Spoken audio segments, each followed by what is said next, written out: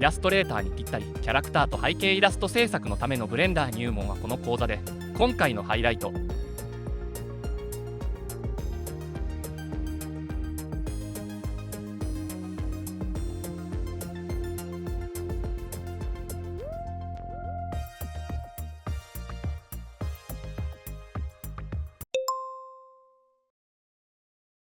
이번 강의는 배경 페인팅에 대해서 진행을 해보려고 합니다. 우선 저는 페인팅을 하기 위해서 넣을 만한 텍스처를 준비를 했고요.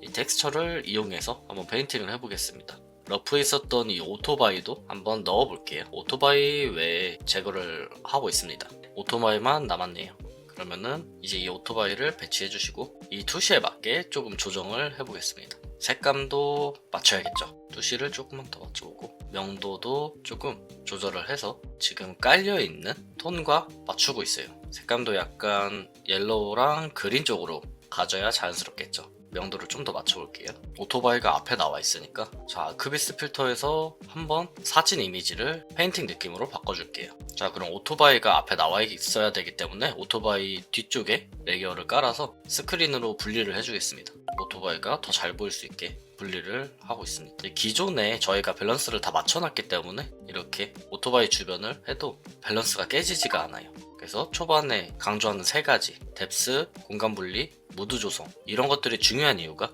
이후에 이렇게 페인팅이나 추가 구성을 넣을 때 이렇게 유리한 점이 있기 때문에 진행을 했습니다. 멀티플라이로 외곽 부분도 조금 더 만져주고 자, 그러면은 이제 어느 정도 잘 어울리죠? 저 입구로부터 나오는 빨간색 조명을 조금만 묻혀줄게요. 이 상태에서 오토바이 기준으로는 저 라이팅이 역광으로 뒤쪽으로 들어올 거기 때문에 이렇게 표현을 해주는 게 잘 어울릴 거예요. 네, 이런 느낌으로 진행을 한다면 오토바이 외에도 모든 것들을 다 넣을 수가 있겠죠. 밸런스만 맞춘다면요. 이제 원경 부분도 한번 만져볼게요. 원경 중에서 이 타워 부분 마찬가지로 퀄리티 업을 진행할 텍스처를 이렇게 가져와서 저 건물의 불빛들을 이용해서 한번 만져보겠습니다. 여기 보시면은 레이어에서 레이어 마스크의 하이드 올, 저는 단축키 컨트롤 Y로 지정을 해놨는데 레이어 마스크를 이용해서 하얗게 칠해야 되겠죠. 하얗게 칠하면은 해당 부분에 올라오는데 이 부분을 이용해서 만들어 줄 겁니다. Shift 좌클릭 눌러서 마스크 다시 해제해 주시고 저 불빛만 나올 수 있게 레벨 값을 조정해 줄게요. 그래서 불빛이 나왔으면 하는 부분만 이렇게 칠해주겠습니다. 금세 금방 채워지는 느낌이죠. 이렇게 투시도 맞춰주시면서 이렇게 사진 소스 하나만 이용을 해봤는데도 금세 올라가죠. 이런 것들을 반복해서 텍스처도 여러 개를 이용을 한다면 더욱더 얼마든지 퀄리티는 올릴 수 있을 부분입니다. 자, 그러면은 먼저 썼던 사진 이미지를 또 이용해서 아래쪽에도 넣어주겠습니다. 또 다른 사진 이미지를 가져와서 계속해서 꾸며볼게요. 저 아래에 원경 부분에 라이트를 이용해서 밀도를 더해줄 겁니다. 저희가 이전 시간에 계속해서 강조하지만 뎁스, 공간 분리, 무드 조성 이거를 다 해놔서 이렇게 사진 한두 개만 넣어도 밸런스만 맞으면 금세 올라가요. 퀄리티가. 지금은 방법의 예시를 보여드리기 위해서 이렇게 그냥 사진을 한 장씩만 넣어서 진행을 하고 있는데 여기에 여러 가지 이미지들과 페인팅이 들어간다면 퀄리티는 계속해서 올라가겠죠. 이 부분도 이용을 해줄게요. 이번에 중경 건물에도 한번 써보겠습니다. 전체적으로 봤을 때 큰 문제는 없어 보여요.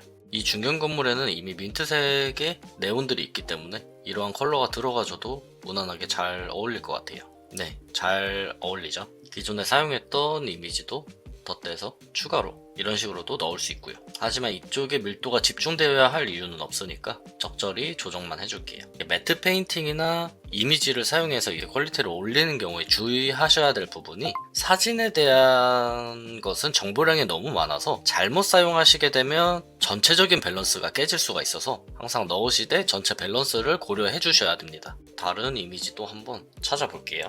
원경 오른쪽 아래의 오른쪽 건물이 이미지가 들어가 있지 않아서 저 부분도 밸런스를 맞추기 위해서 이미지를 사용해서 한번 밀도를 올려볼게요. 아래에 들어갈 부분 추가적으로 들어갈 이미지도 좀 넣어 보겠습니다. 이렇게 이미지를 많이 사용하지 않았고 크게 코스트가 들어가지 않았는데도 효과는 확실하죠. 자, 그럼 계속해서 이번에 근경 건물의 저 전선의 스파크가 튀는 그런 연출도 한번 넣어 볼게요. 이렇게만 넣으면 좀 어색하기 때문에 약간의 조정을 좀 해줄게요. 복사해서 또 사용을 해주겠습니다. 네, 이런 식으로도 금세 넣을 수 있겠죠. 전체적으로 확인했을 때 밸런스도 괜찮은 것 같고 좋은 것 같습니다. 이 정도로 깔렸다면 이후에 어떤 이미지나 페인팅이 들어가더라도 밸런스를 맞추면서 진행하기가 수월할 거예요. 자, 그러면은 약간 스모그 느낌을 좀 연출을 해볼게요. 원경 부분에 넣어서 저 빌딩들도 공간 분리를 해줘야 하는데 이 연기를 이용해서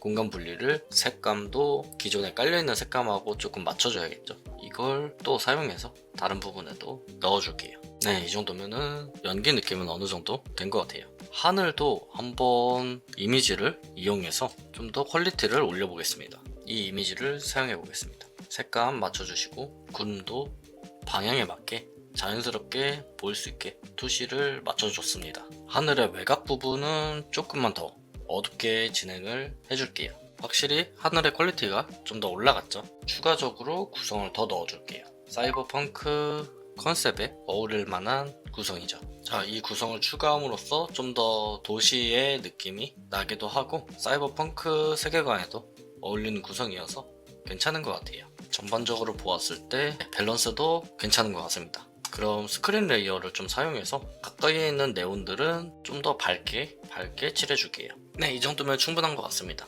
그러면은 저희가 이전에 진행했었던 커브를 사용해서 좀 더 대비를 주고 색감도 조금만 만져볼게요. 네, 이 정도면 될 것 같습니다. 一木先生のカリキュラムは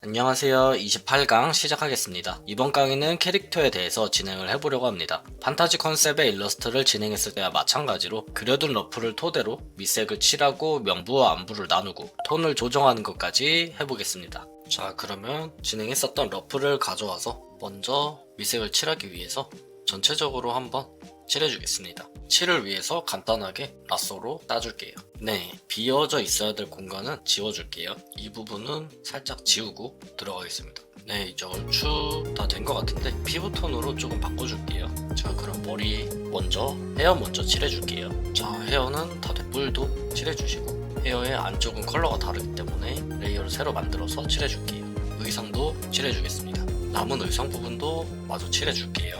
그럼 이제 속눈썹도 칠해주면은 밑색은 얼추 다 된 것 같습니다. 네, 밑색은 다 되었습니다. 그럼 판타지 컨셉을 했을 때와 마찬가지로 여기서 이제 그라데이션으로 좀 자연스러워질 수 있게 좀 깔아둘게요. 네, 그라데이션도 어느 정도 넣었고 이제 명부와 안부를 한번 나눠볼게요. 같이 오른쪽에서 왼쪽으로 향하게끔 만들어줄 생각인데 이후에 오른쪽에서 빛이 온다는 느낌을 나중에 추가로 넣어주겠습니다.